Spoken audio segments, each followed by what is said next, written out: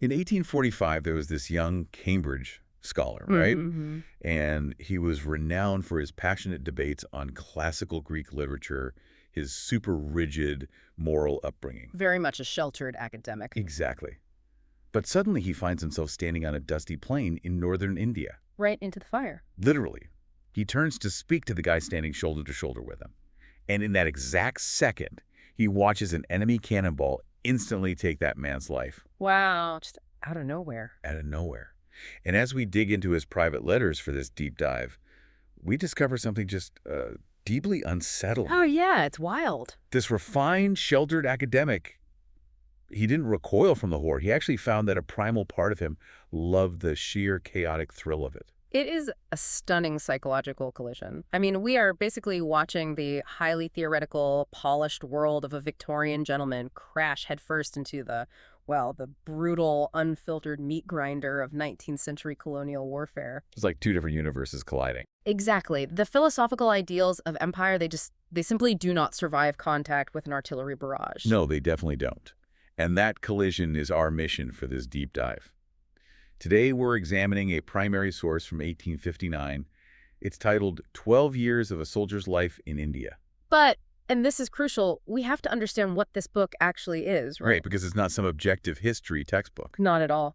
It is a collection of intimate letters sent home by Major W.S.R. Hodgson. And these were compiled, and heavily edited, I should add. Oh, heavily edited. After his death by his brother. And his brother was a clergyman. Which explains a lot about the angle. Yeah, his stated goal was literally to present Hodgson to the British public as the ultimate Christian soldier. So the framing of this source is really everything here. It is. You, as the listener, are essentially reading a heavily curated psychological study. We're tracking how a man reconciles this pious, strictly moral upbringing with, his daily participation in the carnage of the Sutlej campaign. And the deeply cynical political maneuvering of 1840s British India.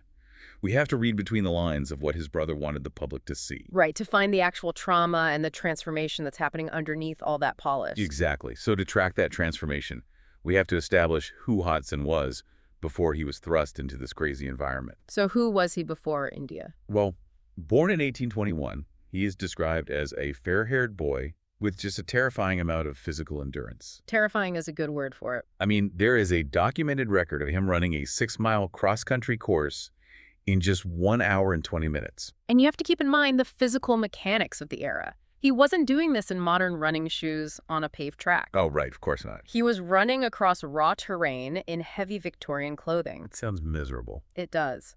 But this physical dominance was a core part of his identity, and it merged perfectly with his education. He attended the famous rugby school under headmaster Dr. Thomas Arnold. And Arnold's whole educational philosophy was designed to churn out a very specific product, right? Yes, exactly. The moral, athletic, Christian gentleman destined to manage the British Empire. The ideal Victorian man. Right. And Hodgson was a head of house there. But he used his physical authority not to bully, which was common, but specifically to protect younger boys from the rampant hazing of the time. So he really bought into that righteous protector role. And he carries that academic trajectory straight to Trinity College, Cambridge. Right, he's boating, he's translating classical literature. But then his body betrays him. He suffers from these debilitating severe headaches. And Victorian medicine had virtually no neurological treatments for that. None. His doctors basically told him his constitution couldn't handle a sedentary academic life. So he gets pushed into an active outdoor profession, starting with the Guernsey militia. And his clergyman brother just leaps on this transition in the book's introduction. He explicitly compares Hodgson to Fernando Pérez del Pulgar. Wait, who is that? He was a famous Spanish paladin. Yeah, so his brother is aggressively framing him not as a modern colonial infantryman, but as a medieval knight. Like a chivalric, holy warrior fighting a righteous crusade. Exactly. Okay, let's unpack this. His brother paints him as this perfect, almost mythological paladin. But isn't there a massive inherent contradiction here? Oh, absolutely. And you have a man deeply educated in Christian morality and Cambridge philosophy, and his literal job description is to travel across the globe to engage in bloody, violent subjugation. Yeah. How does the Victorian mind even begin to justify that? Well, they bridged that gap through a very specific ideology that was gaining massive traction at the time. It was called muscular Christianity. Muscular Christianity. Yeah, it was the belief that physical robustness, aggression, and the expansion of the British Empire were not at odds with Christian duty. Wait, really? Yeah, they believed it was the very mechanism of divine will. They believed God favored the British, and therefore enforcing British rule with a bayonet was actually a moral imperative. Wow, that is a convenient philosophy. Very convenient. But as Hodson quickly learns, the theory of muscular Christianity looks very different when you are staring at the logistical reality of an actual army. Yeah, and we see that stark contrast the moment he arrives in India in 1845. Huge culture shock. Massive. Hmm. He travels up to Agra, stays with a powerful family friend, the Honorable James Thomason, and is appointed to the 2nd Grenadiers. Right. And he is immediately dropped into the British Indian Army encampment.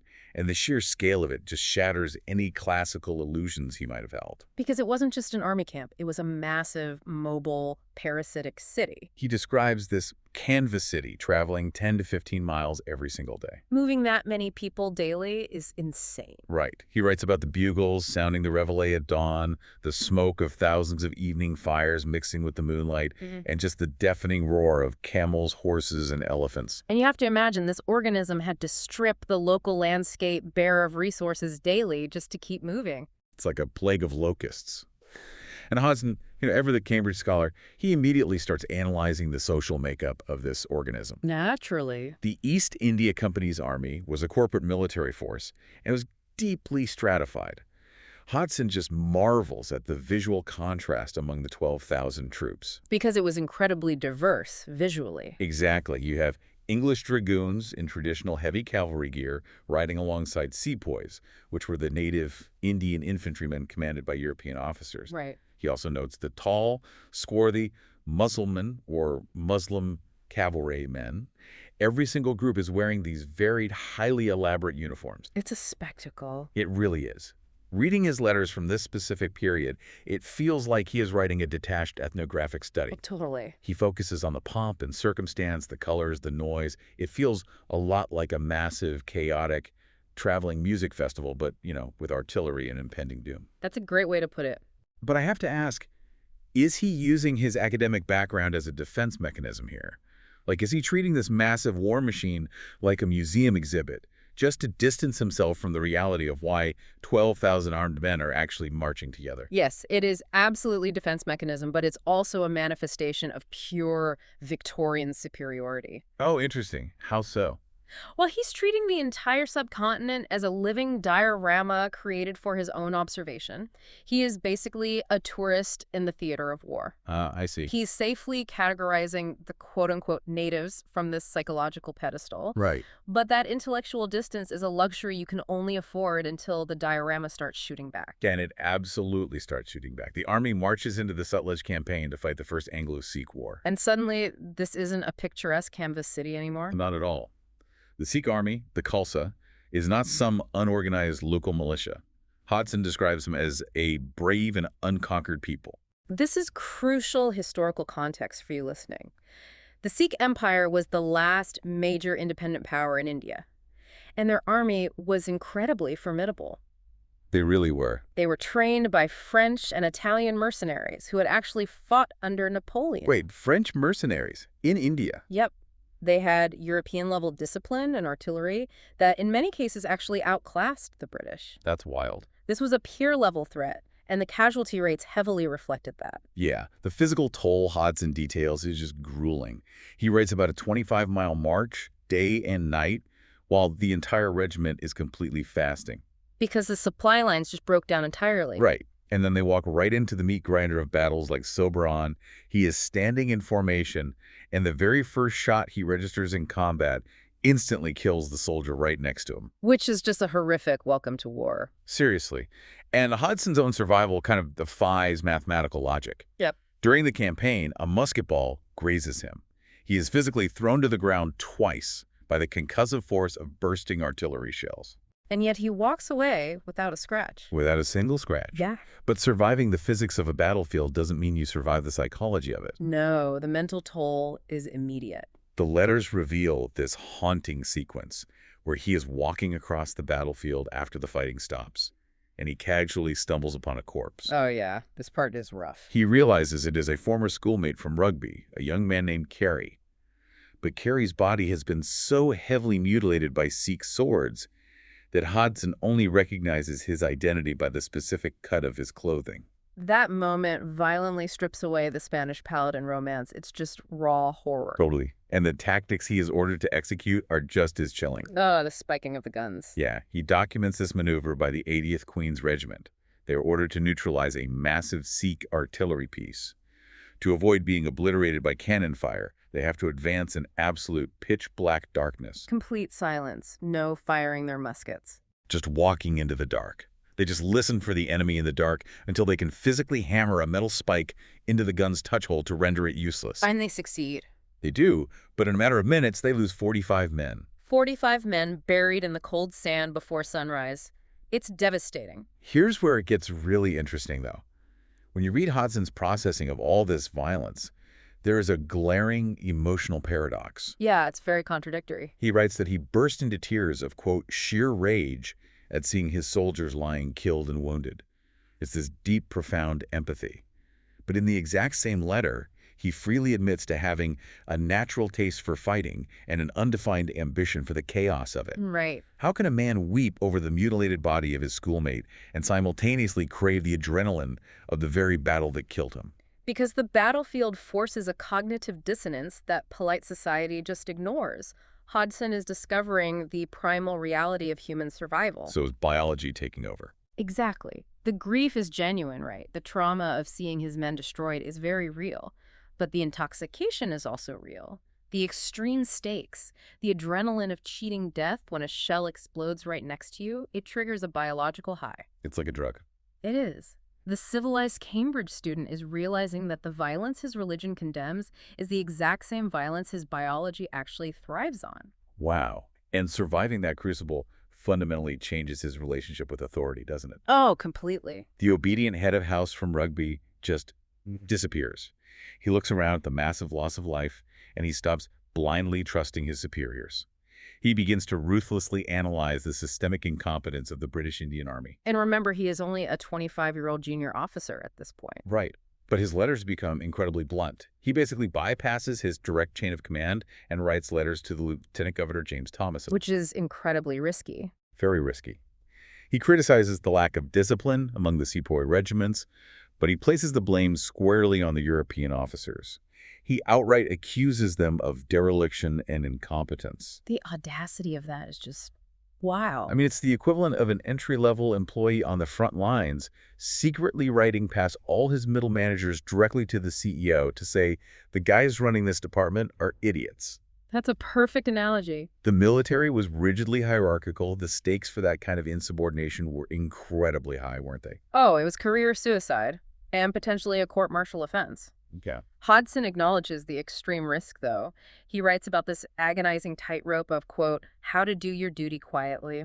Right. He desperately wants to fix the lethal inefficiencies he sees, but he knows if he appears presumptuous or overzealous to the generals, he will just be crushed by the bureaucracy. So he's fighting a war on two fronts. Exactly. The Sikh army in front of him and the incompetence of his own command behind him. And then there is a third front, the environment itself. Which was arguably the most relentless. Seriously. After the campaign, the physical realities of the Indian climate begin just break down whatever Victorian polish he has left. He writes about sitting inside a canvas tent where the thermometer reads between 84 and 86 degrees. Which, shockingly, he notes as a tolerably endurable day. Right, because the bad days were apocalyptic. He describes the hot winds, this invisible, searing heat that sweeps through the camp. Just baking everything. He says it literally makes your skin crack and stiffen, comparing the sensation to a roasting pig. Well, the relentless heat, the grit, the insects, they strip away the illusion of gentlemanly warfare. It mirrors the messy, deeply uncomfortable reality of the colonial rule he's transitioning into. The environment is basically hardening him for the political work ahead. Because to escape that unbearable physical heat and the suffocating military bureaucracy, Hodson seeks a way out of the regular infantry. Right, he makes a pivot. He gets transferred to work under Colonel Lawrence, who later becomes the famous Sir Henry Lawrence. And this moves Hodgson into the world of the politicals. And the politicals were essentially the intelligence and diplomatic arm of the East India Company. They were the actual managers of the empire. Ah, okay. So Hodgson moves up to a hill station at Nainital, where the cooler air allows his health to recover, thankfully. Right. And under Lawrence, he learns the actual mechanics of imperial administration. He learns surveying, he drafts confidential intelligence reports. He is no longer just a sword on the battlefield. He's becoming a strategist. Yes, he is learning how to pull the levers of statecraft. And pulling those levers leads to one of the most jarring, surreal encounters in these letters. Oh, this meeting is something else. It really is. He marches toward Kashmir with a native army to suppress a local rebellion. And along the way, he has a meeting with Maharaja Gulab Singh. Right. And Hodgson writes about this warlord as if he's recounting a pleasant afternoon tea with a dignitary back in Cambridge. He describes the Maharaja as a fine, tall, immensely polite man with exemplary habits. The diplomatic theater there is just immaculate. But the dark, horrifying reality underneath that politeness is that this exemplary ruler is widely accused of using flaying as a primary tool of statecraft. Flaying. Yes. Literally peeling the skin off living human beings. Yeah. And it wasn't just mindless cruelty, it was a highly calculated mechanism of terror. How does that even work politically? Well, in regions where a ruler had a small army but needed to control a massive restive population, public flaying ensured absolute psychological submission. Terrorism. Exactly. And when confronted about these accusations, Gulab Singh puts on this big show of deep indignation. He calls the rumors a monstrous calumny and defensively insists he only skinned 3 men. As if admitting to skinning 3 people is the mark of a perfectly reasonable, moderate leader. It's absurd, but the mask inevitably slips. It does. Later in their interactions, the Maharaja casually confesses to Hodgson that the real number was actually 300 men. 300. 300 human beings flayed alive. And the truly shocking part isn't just the confession, it's Hodgson's reaction to it. Right. Hodgson noons this confession in his letters, yet still concludes that Gulab Singh is better than most other native princes. So what does this all mean? Hodgson is calmly rubbing elbows with a man who casually admits to the most agonizing torture of 300 people, and his takeaway is, well, his manners are polite. Yeah. Has Hodgson just become entirely sociopathically desensitized to extreme violence, or is this just the required calculus for running a global empire? It is the latter. And historians often call this the bureaucratization of brutality. The bureaucratization of brutality. Yes. Hodgson is certainly hardened by the trauma of the Sikh Wars, but more importantly, he is internalizing the cold logic of the British Empire. The ends justify the means? Exactly. The East India Company did not have the manpower to govern the entire subcontinent directly.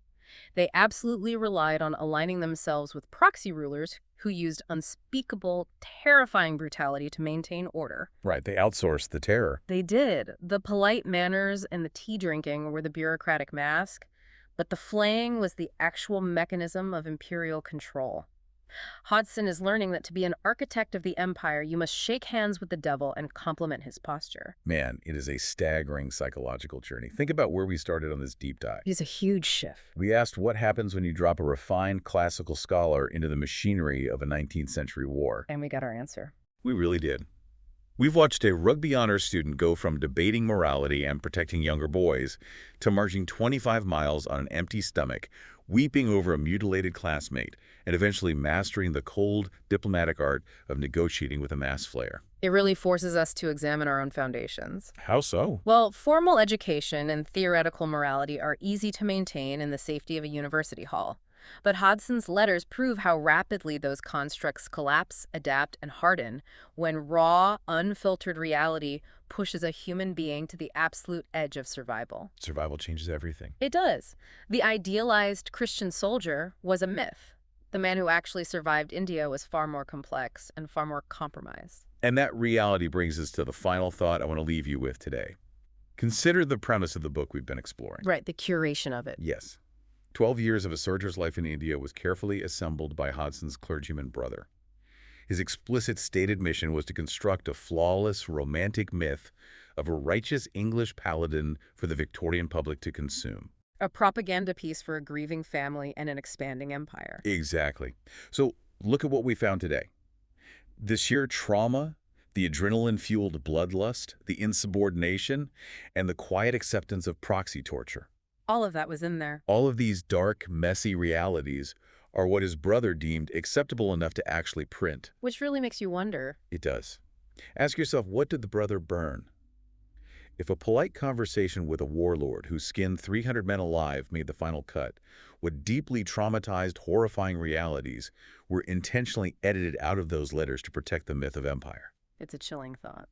We tend to view primary sources as clear windows into the past, but the silence between the lines of history is almost always where the darkest truths are buried.